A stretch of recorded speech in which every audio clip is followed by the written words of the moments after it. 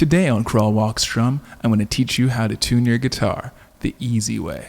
Let's strum. You were starting to crawl and then you wanted to walk and then you wanted to rock, so you picked up your guitar and then you started to strum. Crawl, walk, strum. Hey friendly strummers, I'm MAXXFIELD, and if this is your first time here, don't forget to stage dive the subscribe so you don't miss a thing. Crawl, Walk, Strum is a method that I've designed over the last 20 years with hundreds of my students, designed to take you from the first strum to the big show. Let's get started. Today, we're talking about tuning your guitar. Tuning your guitar, it should go without saying, is the first thing you should do every time you pick up your guitar. If your guitar's not in tune, even if you're playing the right notes, it's not going to sound good. Every instrument needs to be in tune with itself and with a standard tuning metric so that when we play with different instruments, we sound good together. It might seem like a hassle now, but you really should learn how to tune your guitar well and just get in the habit of doing it every time you pick it up. This is also why in the first episode, I really recommended getting a quality instrument to begin with. Lots of old guitars just don't tune very well or hold their tuning, and it can be really frustrating for new guitarists to have an instrument that holds them back. So let's learn about tuning. So far, we've been referring to our strings by number. We have the highest sounding string, string 1, 2, 3, 4, 5, and 6. Now we need to add notes to each one of those strings. Because it turns out when you play string 1, you're actually supposed to be getting specifically the note called E. This is the same E that you would get on a piano or any other instrument. And we need our guitar to be in tune so that when you play this string, you're truly getting an E.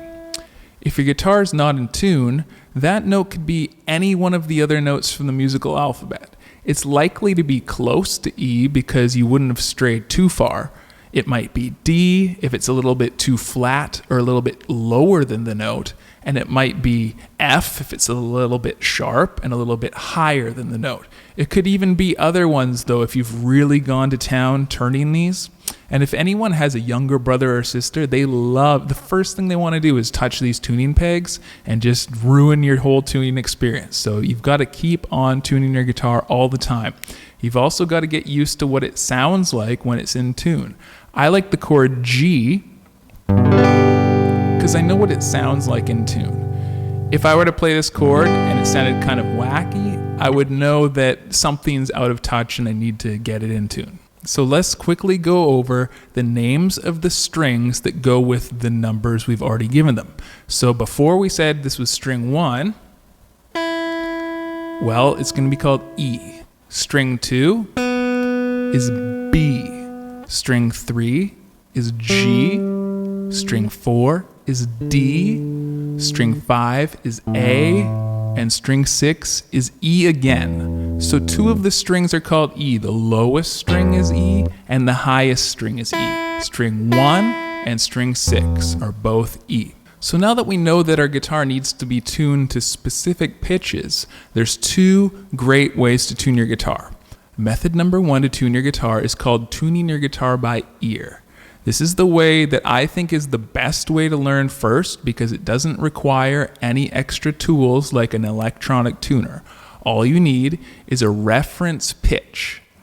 Now, what is a reference pitch? A reference pitch is a note that is scientifically proven to be exactly what we want it to be. If I know that my string 1 needs to be E, I need to have a different reference note from somewhere else that's definitely E so I can listen to them both and decide if my E is in tune with standard concert E. There's lots of ways to get a reference pitch, and I'll leave them in the description below. But basically, there's sites that you can tune your guitar online or just get apps for it. This is the best way to tune, I think, because it really trains your ears to see if you're in tune or not. You're not just relying on a piece of technology to tell you if you're in tune. You actually have to do it yourself. So even if you end up skipping to method number 2, I would still recommend putting some time into method number 1. On the screen, you can see an exercise that I've made for you. This exercise is very simple. It's just a bunch of long E notes so that you can try to match up your pitch to the E's you're hearing. The first thing you do is just play it and listen to what E should sound like. Here we go.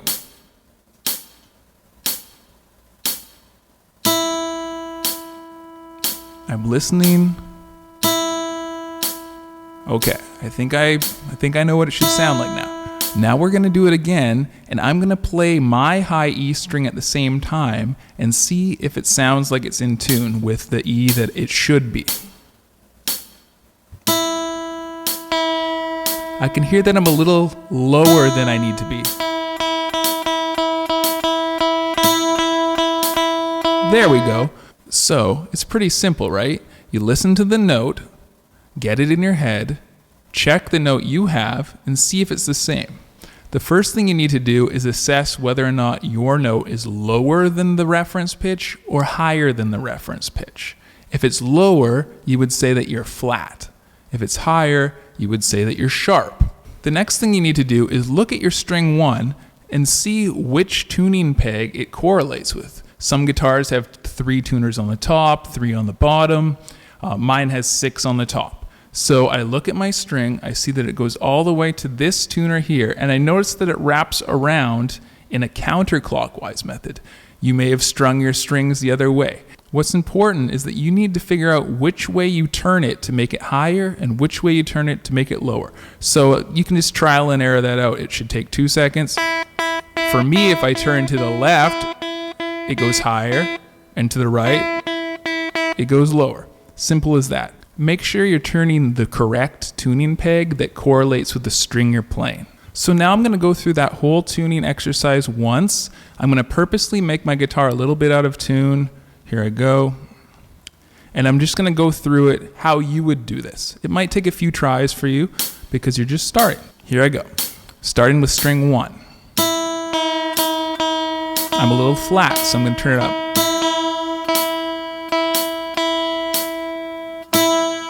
That sounds good.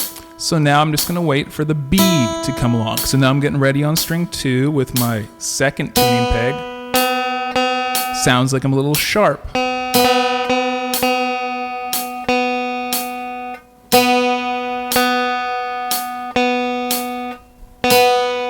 There we go. Now I get ready with the third peg. Okay, this one I'm much too short. I'm much too flat.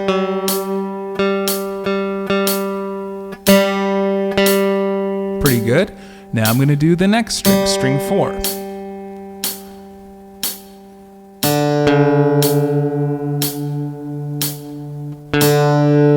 Just remember, as you get really close to the note, you have to turn very small amounts. It's fine tuning at that point. Now we get string 5, the A string. Sounds like I'm sharp.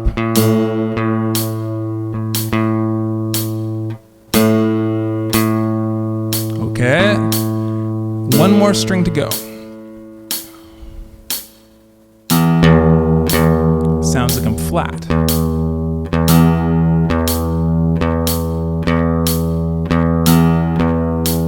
Okay, I think I got it. Let's test out our guitar. Sounds pretty good. I would always recommend doing this 2 times, not just once, because oftentimes once you finish tuning the rest of the strings, the first ones might have gone out of tune a little bit because you might have accidentally bumped them in the process, or the overall tension of the guitar has changed now because you've tuned each of the strings.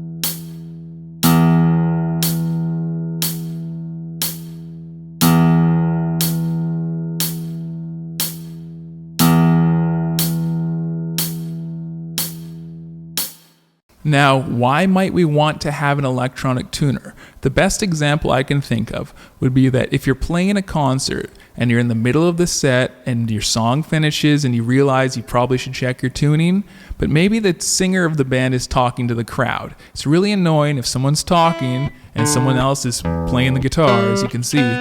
So it's great to be able to tune silently, and that's where an electronic tuner might help. And my favorite kind that have come out more in the last few years are the little clip-on tuners. I think those are the best because they just go right here on the end of your headstock, and they're very portable, and they automatically sense the vibration of the guitar, so they're really accurate also. And they fit in your guitar case. You can bring them anywhere, and you can share them with your friends if they're out of tune, because no one wants to play with out-of-tune friends. Every electronic tuner basically functions in the same way as what we're doing now. We still need to play a note, but then the tuner will tell you what note you're actually playing. So for example, if you played the first string, your tuner should say E. But if your tuner said F, or your tuner said D, or any of the other letters of the alphabet that we use in music, A, B, C, D, E, F, G, then you would know that you need to change it so that it is E. Now I'm going to play string 1 into my electronic guitar tuner. It should say E. And it does. Now, if it was out of tune, it might say, in this case, on my tuner, there's that weird 0, and that just means sharp. Every tuner will be a little different.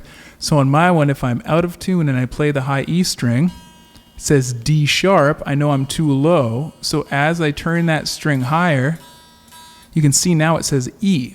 But you'll notice to the left of the E, there's an arrow indicating that it's still flat. Do you see? There's no arrow on the right. Now I'll fine tune it. See, it still says E, but we're still not in tune until that left arrow goes away. Well, actually, it doesn't go away. It just gets added on both sides on this tuner. Every tuner will be a little different. It might have green on the left or red on the right. It doesn't matter, but you need to understand that you got to get the right note letter, and then you have to make sure that it's fine tuned. So string 1. E, good. String 2 is supposed to be B, but right now we have an A sharp, so I got to go higher. Then you see you have a B, then I get the 2 arrows, and we're in tune. The next one, string 3, should be a G, and we're flat again. So we're at F sharp, we got to go higher. Now we're at G, we got to get the arrows. Perfect. Now we need string 4 to be a D. And we're already on a D, but you can see this time we're a little bit sharp. The arrow is only to the right. We've got to make that arrow be on both sides for this particular type of tuner. The 5th string will be A, but we're flat. We're at G. G is a tricky one because in the alphabet after G, it doesn't go to A again, but in music, there's no H. It just cycles back. So you got to get used to the idea that A and G are actually next to each other in the musical alphabet. So I'm on G sharp. I got to go higher. Then it's A. Then I got to get the arrows for fine tuning. And then the last string, string 6, is also an E, but I have a D sharp, so I'm flat. I got to get it to say E. And now I'm a little sharp because that arrow's on the right, and there we go. So string 1, string 2, string 3, string 4, string 5, string 6. If you got value out of this lesson, don't forget to stage dive the subscribe and pick slide the like. If you have any questions or comments or ideas for future episodes, please leave them in the comments below. Until next time.